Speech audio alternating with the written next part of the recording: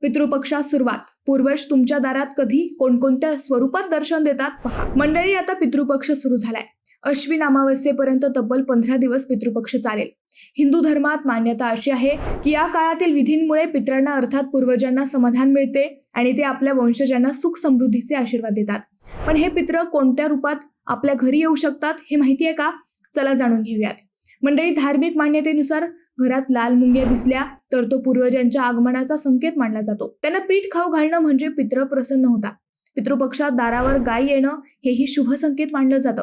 गायीला चारा किंवा भाकरी दिल्यास पितृ आनंदी होतात अशी श्रद्धा आहे. सर्वात प्रचलित मान्यता म्हणजे कावळे.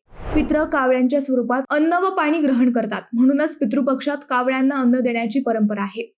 घराच्या दाराशी कुत्रा आल्यास तोही पितरांच्या उपस्थितीचा संकेत मानला जातो.